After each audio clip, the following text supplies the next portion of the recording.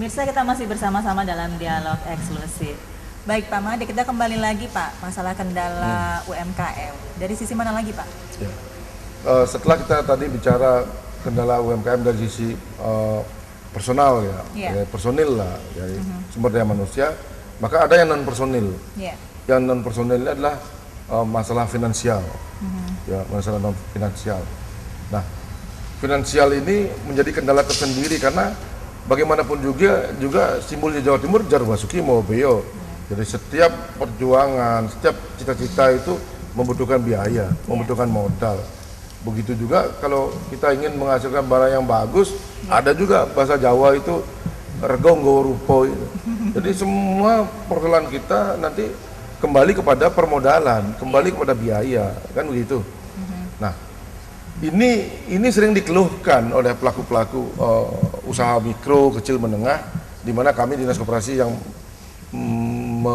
membina usaha kecil menengah ini melihat sebetulnya tidak ada masalah itu di permodalan itu. Kenapa? Tidak ada masalah. Pemerintah Provinsi Jawa Timur melalui gubernur itu punya konsep dalam mengatasi persoalan pembiayaan itu, permodalan itu, yang disebut dengan program keuangan inklusi. Apa itu Pak? Program keuangan inklusi, inklusi itu kan mudah didapat, jelas dan gampang kan. Beda dengan eksklusi ya. Nah, program keuangan inklusi adalah program keuangan yang dilakukan oleh pemerintah provinsi kepada pelaku UMKM ini dengan memberikan kemudahan mereka mengakses pada keuangan itu, permodalan itu. Mudah mendapatkan pinjaman, bunganya rendah dan tidak sulit. Tidak sulit artinya mudah dari sisi administrasinya, ya, tidak sulit dari sisi persyaratannya. Ya, asal dia punya kalau industri dia harus bankable, punya jaminan untuk pinjam uang. Kalau UMKM kan permodalannya kecil kan. Kalau uangnya kecil itu 50 juta misalnya, yang kelas mikro 300 juta, 500 juta, kelas kecil ya 500 juta. Ini termasuk kecil modal ini, dan dia tidak perlu harus bankable karena dia tidak memiliki sesuatu yang dijaminkan. Dia punya tanah tapi tanahnya belum bersertifikat orang di desa-desa. Nah, itu kita bantu sertifikat atas hak atas tanahnya, kita bantu supaya mereka bisa bankable. Tapi selama dia belum bankable, yang penting dia punya usaha dan pemerintah melihat bahwa memang benar dia punya usaha dan usahanya itu bisa dijaminkan, usahanya bisa dijaminkan, maka pemerintah lah turun tangan. Kehadiran pemerintah di sini melalui Jamkrida. Jadi kita memiliki perusahaan daerah, badan usaha milik daerah yang namanya Jamkrida sebagai lembaga penjamin pinjaman-pinjaman pelaku UMKM ini. Ini yang menjaminkan itu kemudahan akses. Kemudian ada namanya KUR, ya, kredit usaha rakyat. Itu bunganya juga rendah sekali, itu dari pusat. Ada namanya LPDB di pusat, ya, lembaga pengelola dana bergulir. Kemudian di Jawa Timur juga ada dana bergulir, ya toh, yang di linkage-kan ke Bank Jatim, ke Bank BPR, yaitu bank yang dikenal dengan Bank UMKM Jawa Timur.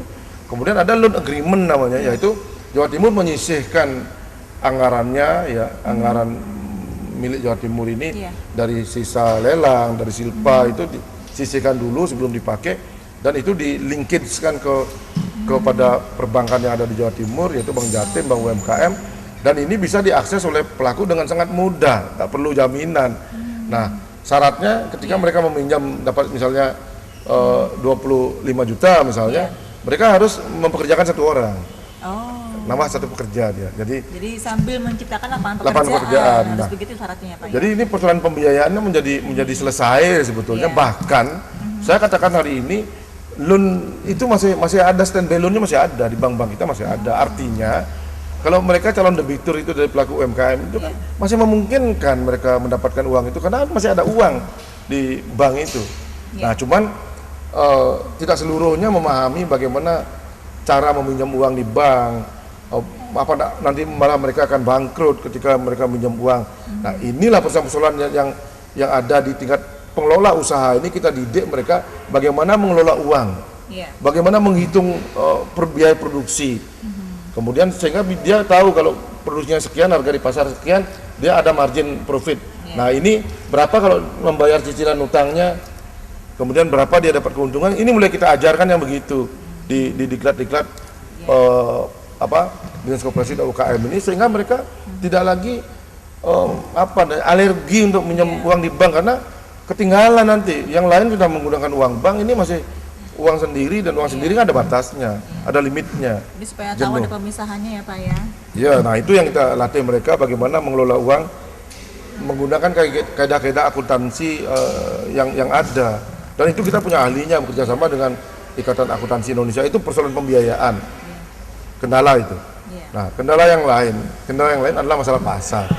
Banyak yang mengeluh, Pak, saya sudah berproduksi itu saya jual mana, Pak? Marketnya, Pak. Nah, banyak yang bicara seperti itu. Sebetulnya market itu bukan menjadi kendala.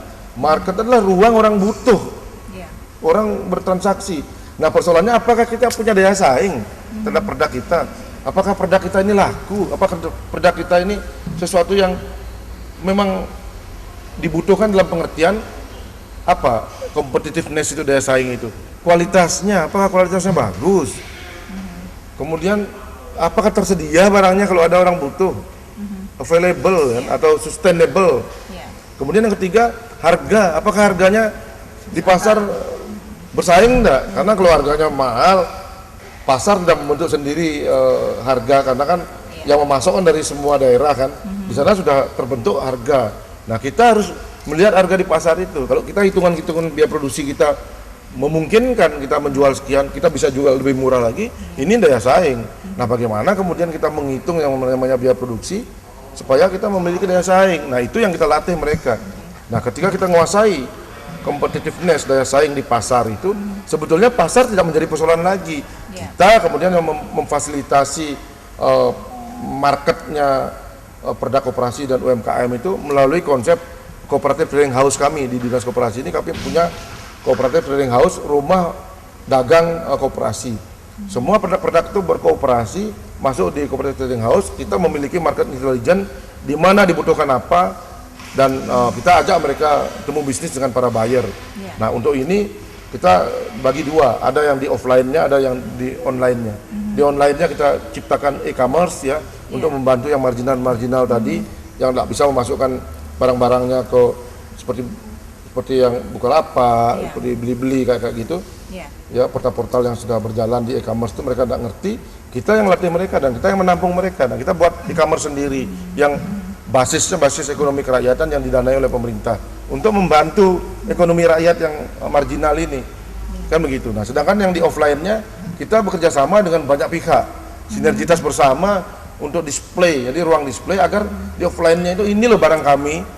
Nah, kami punya galeri, kami punya ruang pamer di Smesco Jakarta, kami bekerja sama dengan mall-mall, kami bekerja sama dengan Indomaret, Carrefour dan lain-lain, termasuk kantor pos. Untuk memamerkan barang ini. Bahkan hari ini kami ada pertemuan dengan pengusaha retail koperasi. Jadi ada Asosiasi Koperasi Retail Indonesia, Akrindo. Kami sedang bekerja sama MOU agar produk-produk ini juga diberi ruang pamer di toko-toko koperasi yang ada di seluruh wilayah Jawa Timur ini. Jadi itu kendala-kendala dan cara-cara mengatasinya. Baik, Pak Made, apa harapan Pak Made ke depannya untuk para UMKM ini, Pak? Harapan itu kan sesuatu yang imajiner ya, tapi kalau tanpa harapan tidak punya greget ya. Jadi saya berharap ya semua pelaku UMKM yang ada di Jawa Timur ini menjadi petarung ya. Petarung itu artinya memiliki kesiapan bertahan, kesiapan menyerang ya di dunia bisnis, karena dunia bisnis ini dunia yang katanya Pak Gubernur dunia perang. Jadi business is a war. Jadi bisnis adalah perang. Kalau kita petarung dalam berbisnis ini, maka kita akan kuasai bisnis itu. Bagaimana untuk menjadi petarung di bisnis itu, pelaku UMKM ini? Ya kita latih mereka menyiapkan diri menjadi petarung itu. Itu harapan saya, pebisnis UMKM berskala mikro, kecil, menengah, yaitu yang bergerak di ekonomi kerakyatan menjadi petarung di dunia bisnis. Itu harapan saya. Baik, terima kasih untuk informasi dan waktunya Pak Made. Dan pemirsa, demikian dialog eksklusif kali ini. Saya Faria Mei, salam Surabaya TV.